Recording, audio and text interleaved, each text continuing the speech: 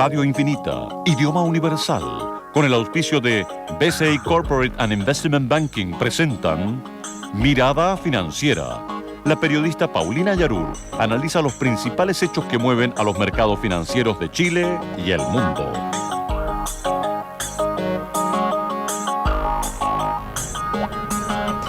¿Cómo están? Bienvenidos. Comienza a esta hora Mirada Financiera, transmitiendo desde el edificio corporativo BCI del piso número 15, y hoy acompañada de Marcelo Catalán, jefe de estudios de BCI Corredora de Bolsa. ¿Cómo estás, Marcelo? Muy bien, ¿y tú, Paulina? Muy bien, gracias. En un día donde las bolsas han repuntado al alza, han tenido una buena jornada. Todo esto, ¿no es cierto?, por lo que ha pasado en Grecia, por este acuerdo, que vamos a ver, el análisis que vamos a hacer, si se sostiene en el tiempo. Esa es la gran interrogante que hay, no solo en la eurozona, sino también en el resto del mundo. Hay algunos indicadores que no son tan positivos con respecto a la producción industrial de la zona euro, el índice SIU de Alemania, y a nivel local vamos a estar viendo qué pasa, ¿no es cierto?, con las proyecciones que hay para la reunión de política monetaria que hoy se realiza en el Banco Central. Pero antes, Marcelo, lo que están esperando nuestros auditores, que son los indicadores financieros. Vamos con el Nikkei. Le decíamos que salvo el Hang Seng de Hong Kong, la única bolsa que baja en el día de hoy, todos los valores son en positivo. Nikkei 1.47, Hang Seng de Hong Kong 0.41, esa es a la baja. Shanghai también a la baja, 2.37, es decir, no es una, son dos bolsas las que están a la baja en el día de hoy. Nos vamos a Europa, todo positivo. El FTSE 100 de Londres 0.23, CAC 40 de París 0.69, DAX alemán 0.28, IBEX 35 0.30. En Estados Unidos a esta hora las plazas aún abiertas, 0.31, Dow Jones 0.38, Standard & Poor's y 0.66 Nasdaq. A nivel local, el IPSA sube un 0.44% y el IGPA también aumenta un 0.45%. No nos duró mucho el alza en el precio del cobre. Hoy día cerró a la baja 1.84 con respecto al cierre del lunes, $2.49 la libra contado grado A. Tenemos, por ejemplo, que el dólar también desciende 1,13 pesos con respecto al cierre de ayer. Comprador 6.42.2 y vendedor 6.42.5. Yo creo, Marcelo, que podríamos partir analizando un poco qué ha pasado en el día de hoy con respecto a la crisis griega. Una de las declaraciones, ¿no es cierto?, que tiene que ver con un ex protagonista de la crisis griega, que era el ex ministro de Finanzas griego, Yanis Varoufakis, calificó de tratado de capitulación, o sea, esos típicos tratados como de rendición a la guerra, el acuerdo alcanzado ayer por los socios de la eurozona a cambio del inicio de las negociaciones para el tercer rescate, y afirma, obviamente, que persigue a convertir a Grecia en un vasallo del Eurogrupo. Fuertes declaraciones. Bueno, hay que tomar en cuenta que la verdad es que tiene un deadline sumamente acotado y las reformas que tienen por aprobar son muy exigentes, así que hay dos cosas acá en la balanza muy relevantes a tener en cuenta. Uno es si Grecia en realidad puede en el mediano o largo plazo tener alguna recuperación y poder cumplir en el futuro con un comportamiento de pago deseable. Y por otro lado, si la posibilidad, digamos, de la aprobación de toda la reforma y que finalmente se haga el financiamiento a Grecia puede ser materializable. La verdad es que por ahora las expectativas están apuntando a que sí se realicen, digamos, estas aprobaciones por parte de la reforma griega y eso permita que se genere esta liquidez o esta ayuda para que Grecia pueda continuar con su escenario de pago, pero recordemos que también esto va a generar otros conflictos en términos de coalición de gobierno y Grecia no va a tener un escenario fácil. El primer damnificado va a ser el propio primer ministro Tsipras. Obviamente que luego, si el Parlamento o no aprueba esta serie de reformas, sería su cabeza la primera víctima. Claro, recordemos la posición de Tsipras al comienzo de cuando asumió, digamos, como primer ministro, y por otro lado, cuáles son las posibilidades hacia el futuro. O sea, bajo cualquier escenario vamos a tener una economía muy deprimida, con escenario recesivo. En el caso en que Grecia saliese de la eurozona, vamos a tener una recesión muy fuerte en un comienzo, pero que después debiese comenzar a tener mayor eficiencia y mayor productividad en el mediano plazo. Y tenemos la otra opción, que es la que se está barajando hoy día, que Grecia continúe en la eurozona y se le permita entregar este rescate post aprobación de la reforma, donde vamos a tener una Grecia con una economía que va a continuar complicada y que probablemente va a seguir con altos niveles de ineficiencia y con baja productividad también en el mediano plazo. Así que bueno, eso apuntan obviamente con una de las reformas, pero hablemos de las fechas claves, Marcelo. Por ejemplo, ya el 15 de julio, es decir, mañana, el Parlamento de Atenas tendrá que aprobar las reformas de las pensiones y los incrementos del impuesto al valor agregado. Recordemos, ¿no es cierto?, que ellos tenían 3 tipos de IVA y lo iban a unificar en un tipo de IVA, si no me equivoco, 23%. Que fueron rechazados, ¿te acuerdas?, en el referéndum hace una semana.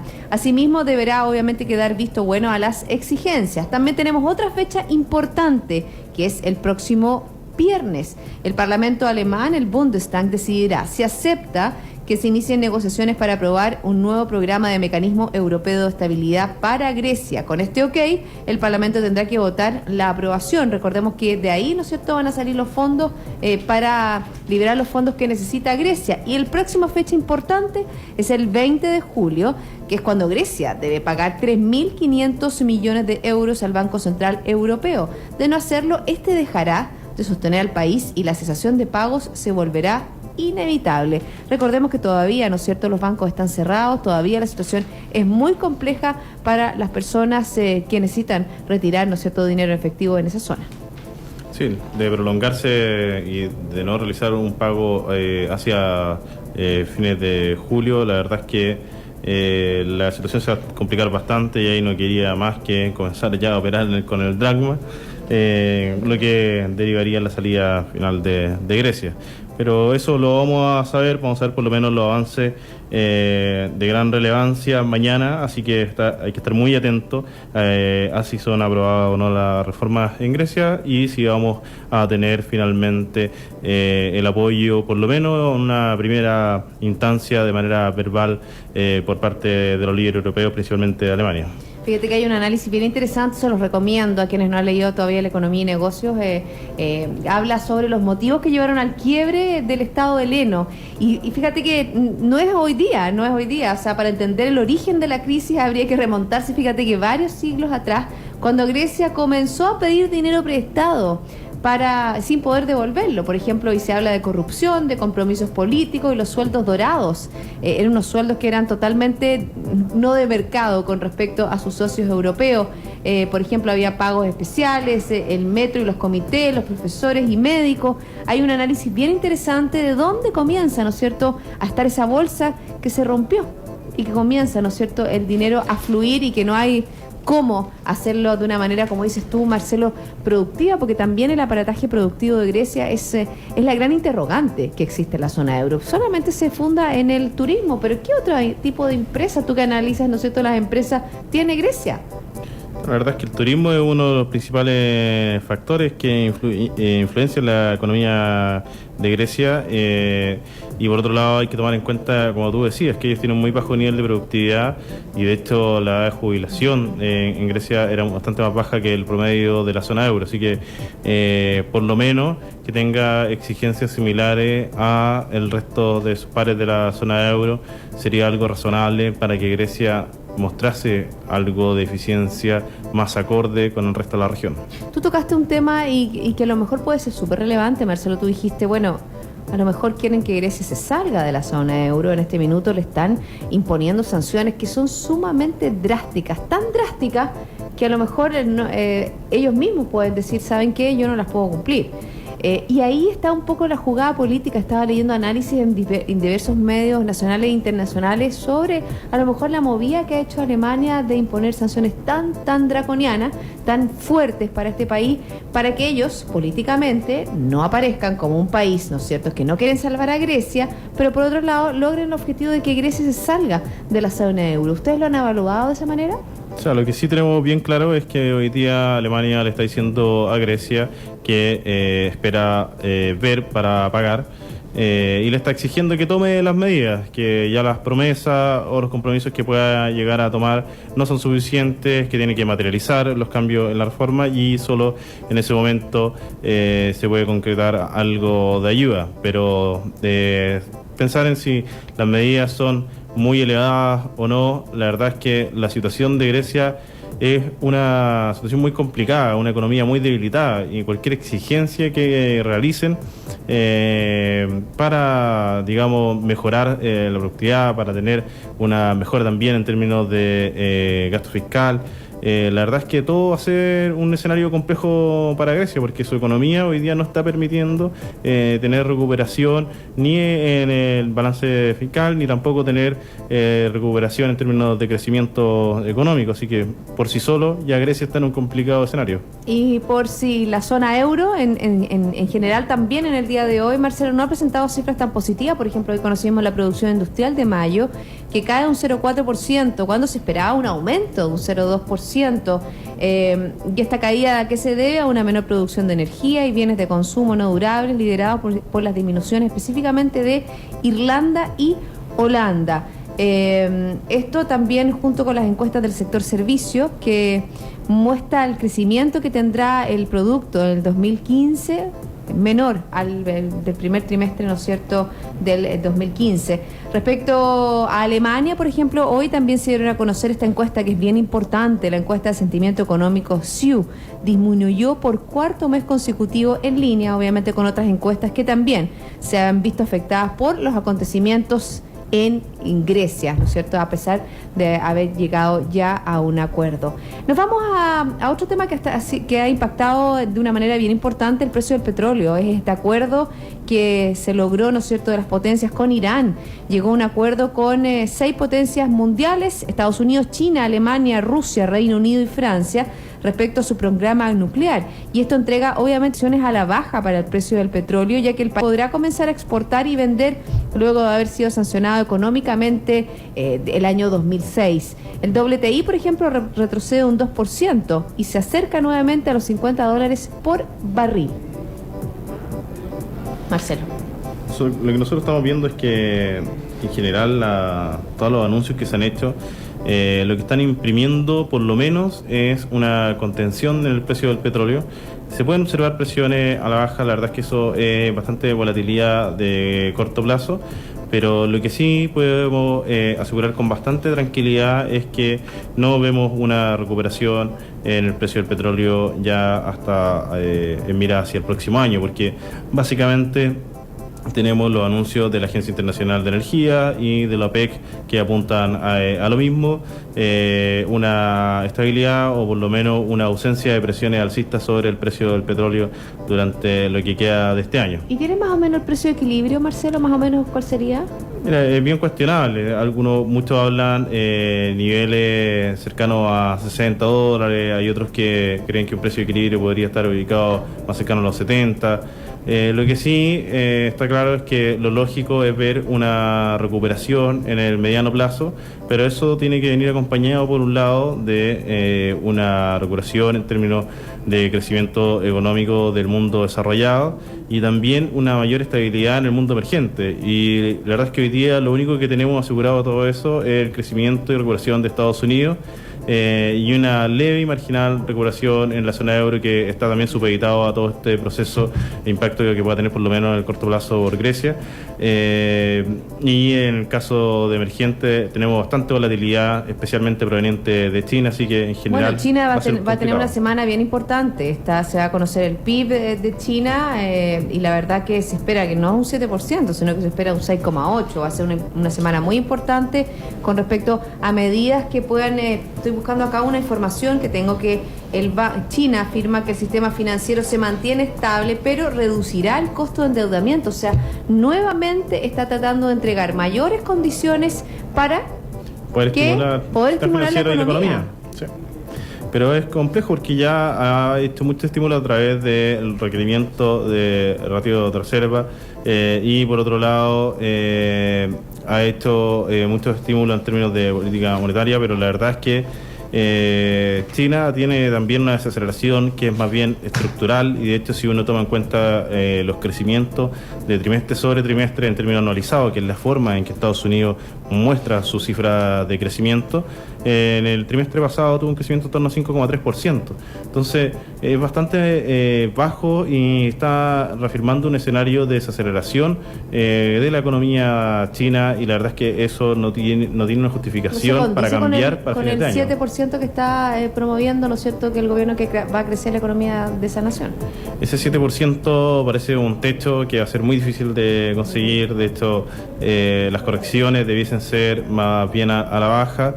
Y uno debiese pensar en crecimiento ya dirigiéndose hacia el 6%, mirando para los próximos años, o incluso algo menor. Así que China no va a volver a crecer a niveles de 10%, 8% como lo hizo en el pasado.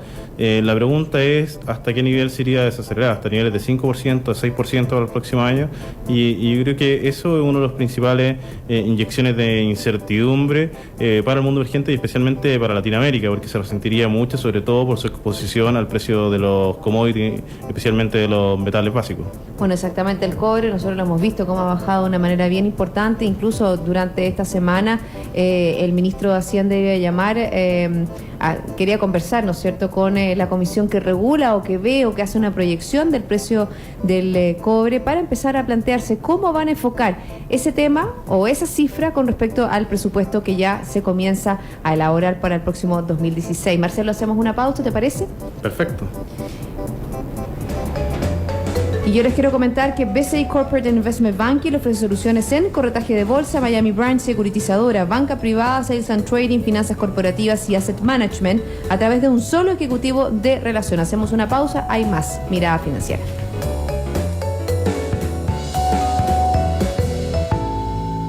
BCI Corporate and Investment Banking, un socio estratégico con un modelo de atención integral único y un banquero de relación que le entregará las mejores soluciones ante desafíos complejos, avalado por un banco con más de 75 años de experiencia en el mercado. BCI Corporate and Investment Banking. Sentémonos a conversar.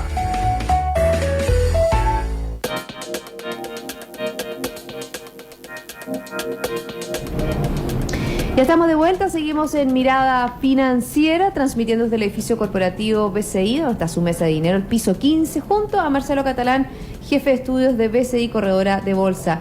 Marcelo, fíjate que ahora vamos a hablar un poco de economía local y estoy viendo alguna noticia que acaba de aparecer y tiene que ver nuevamente con las expectativas, nuevamente con las encuestas. Fíjate que la Cámara de Comercio de Chile, la Cámara, Nacional de Comercio hace una encuesta donde el 92% de sus socios cree que la reforma laboral tendría un impacto negativo. Según el sondeo realizado al interior de la entidad gremial, un 70,3% de los encuestados proyecta que, fíjate que las ventas minoristas en 2015 serán peores a las del 2014. También hay un análisis que no vamos a detallar en este medio, pero un análisis sobre las ventas, sobre el crecimiento, sobre lo que se viene para este 2015 con respecto a la reforma laboral y también con respecto a ese tema. La ministra Rincón anticipó a la CUT que habrá cambios en tratamiento a las pymes y ajustes en servicios mínimos. Dos de los elementos que han estado generando mucha preocupación, no solo en las pymes, sino que también en la ciudadanía, si hablamos, ¿no es cierto?, de cómo se van a reemplazar los servicios básicos, los servicios públicos o los básicos, ¿no es cierto?, como el metro, el transporte, en caso de que hubiera una huelga y no se pudiera reemplazar a sus trabajadores. Sí, de hecho, los estudios de Stanford, los estudios de Harvard, lo que indican como una de las metodologías más convenientes para poder potenciar una sana relación entre los sindicatos y los dueños de las compañías, o ese más bien en una capacitación a los líderes de los sindicatos para que conversen en un mismo idioma, teniendo... Nivelarse arriba. Exactamente, tener un conocimiento cabal de todos los análisis financieros o todos los análisis más relevantes que impacten a la compañía, y así puede haber una comunicación que permita el beneficio mutuo. Y la reforma laboral que da un mayor empoderamiento a los sindicatos, la verdad es que puede generar algunas complicaciones relevantes para un funcionamiento eficiente que beneficie tanto a las compañías como a los sindicatos. O sea, lo que debería buscarse es tratar de potenciar la capacitación y educación de los líderes de sindicatos. Bueno, y obviamente que son elementos que no trae la reforma laboral, que tiene que ver con lo mismo que dices tú, o sea, cómo mejoramos nosotros nuestro capital, no hablar de trabajadores, sino que nuestro capital humano, cómo lo hacemos más productivo, cómo le damos mayores herramientas para que sean verdaderos líderes y que nos lleven a nosotros como país a ser un país desarrollado. Hablemos de empresas chilenas, tú tienes, obviamente que tú ves, ¿no es cierto?, al ser corredor de bolsa, les preguntamos sobre ¿qué pasa con el IPSA? ¿Qué pasa con las empresas chilenas? ¿Tan deprimidos estamos? ¿Hay algún gap de poder crecer en este segundo semestre?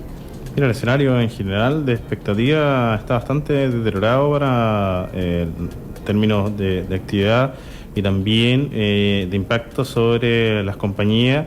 Lo que nosotros de hecho estamos viendo es que tuvimos una rentabilidad positiva durante los últimos días que se explicaba principalmente por la buena evolución de las bolsas internacionales, o sea, una entrada a la renta variable que se generalizó, pero no vemos que haya un impulso local, un factor idiosincrático potente que pueda impulsar un desempeño bursátil significativo para los próximos meses. De hecho, nuestro portafolio que nosotros estamos manejando como recomendado para nuestros clientes toma en cuenta una configuración con un sesgo algo más defensivo. Y eso creemos que va a continuar entregando mucho más valor. Tenemos, por ejemplo, acciones como Security, que si bien no tiene tanta liquidez, tiene factores que escapan a los principales impactos provenientes de un escenario de economía local más desacelerado o también de un escenario de inflación algo menor a lo que vimos el año pasado, donde vemos en general contracción en utilidad en la banca, en el grupo Security, al tener un componente fuerte de la compañía de seguro, puede tener una evolución mucho más favorable en términos de utilidad. Y por otro lado, recordemos que la venta de la compañía de seguros generales Penta Security, según nuestras estimaciones, provocaría un reconocimiento de utilidad extraordinaria por 18.635 millones. Es decir, básicamente que fue una positiva venta la que se realizó, y además la compañía ya tiene buenos factores y que se escapan un poco al comportamiento del mercado local. Entonces esas son las acciones que uno debería comenzar a buscar y a potenciar dentro de un portafolio. También, ¿qué pasa con Falabella, que ha tenido un repunte bien importante, bien interesante? Ha sido como una de las favoritas por las AFP. Mira, Falabella en general, al igual que el mercado local, había mostrado correcciones durante los meses pasados y estaba mostrando mucho más atractivo, y es una empresa que tiene muy buen management, que en general tiene un mejor comportamiento no solo en Chile, sino que también en el resto de los países donde opera, y en general creemos que el mercado premió eso una vez que vio una recuperación de la bolsa local. Pero como decía, no obedece a cambio en expectativa de recuperación. No vemos una positiva evolución en same-store sales en general para el sector retail. Vemos que van a continuar las presiones en márgenes con las depreciaciones de tipo de cambio local que van a seguir afectando. Retail no es buen sector para estamos subponderando retail, estamos Perfecto. Subponderando commodity y con fuerza. Creemos que lo que hoy día va a entregar valor es tener defensivo, una posición algo más defensiva y que sea bien clara, y estar casi totalmente afuera de sectores que puedan ser más complicados o que puedan estar más afectados por un escenario de desaceleración y también de volatilidad proveniente de China. Marcelo, tú que ves, tienes, ¿no es cierto?, el mercado así de lo que está pasando. Alguno de nuestros auditores a lo mejor quiere tomar posiciones, sobre todo escuchando, ¿no es cierto?, que muchas veces se ha dicho que dentro de...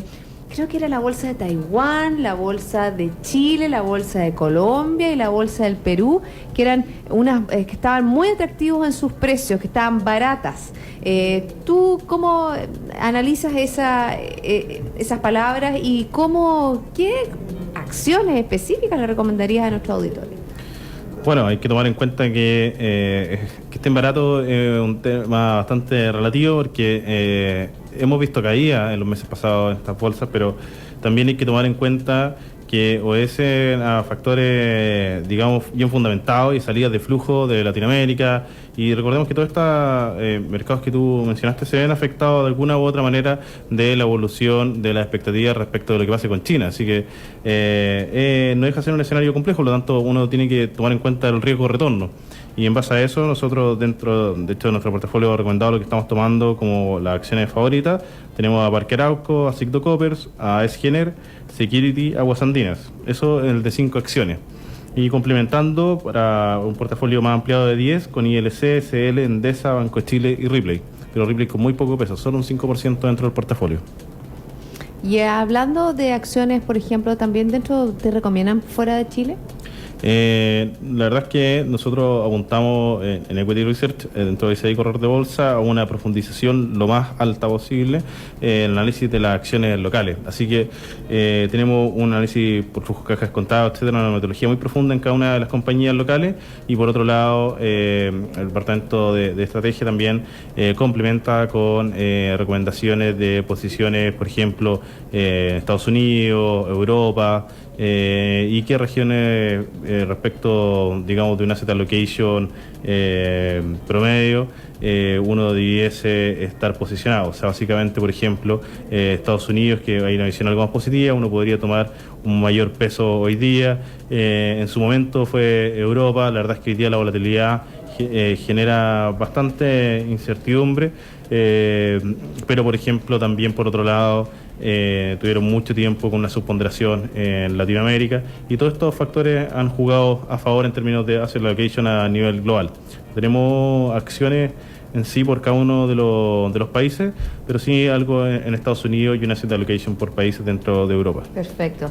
Hoy día, antes de terminar el programa, Marcelo, es la reunión de política monetaria, ¿no es cierto? Y el grupo en el día de ayer recomendó una mantención de la tasa de política monetaria en el 3%. Sí hay una preocupación con respecto a la inflación, a la actividad, que la verdad que ha sorprendido, ¿no es cierto?, de manera importante al staff del Banco Central. Entonces, obviamente que la única opción relevante es la mantención de la tasa política en 3% y sin modificaciones, ¿no es cierto?, en este sesgo neutral de la política monetaria. Otro de los temas interesantes es el registro inflacionario, ¿no es cierto?, del mes de junio, un 0,5% y su futura evolución. Sin duda, ¿no es cierto?, yo te diría que es una de las principales preocupaciones que tiene las autoridades del Instituto Emisor.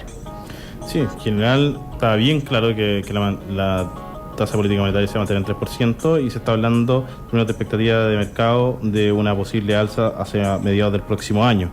Pero va a depender mucho de la evolución de la economía. Recordemos que ya están recortando el crecimiento 2,3%. 2,2% lo que estima Economía y Renta Fija de BCI, y el mercado en general también se mueve en nivel entre 2 y 2,3%, ese es el rango, y por otro lado no se ve un fuerte repunte el próximo año, así que es un escenario complejo para la economía local y está muy supeditado también a la evolución de China, y que es lo que como impacte, digamos, el precio del cobre y las principales variables que también se incluyen en las estimaciones de Hacienda. El panorama está más bien sombrío, no soleado, y es por eso, ¿no es cierto?, que el gobierno también ha iniciado, ya lo ha dicho, que no va a poder, ¿no es cierto?, hacer frente en forma cabal a todas las promesas de campaña de la presidenta Michelle Bachelet. Hay una readecuación, van a haber un análisis, ¿no es cierto?, un análisis realista, como ha dicho el ministro Valdés, de cada una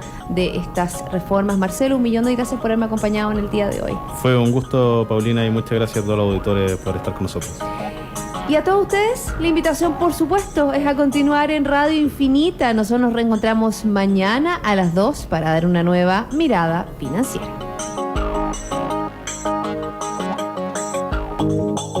Radio Infinita, idioma universal, con el auspicio de BCI Corporate and Investment Banking, presentaron Mirada Financiera, el análisis de los principales hechos que mueven a los mercados financieros de Chile y el mundo.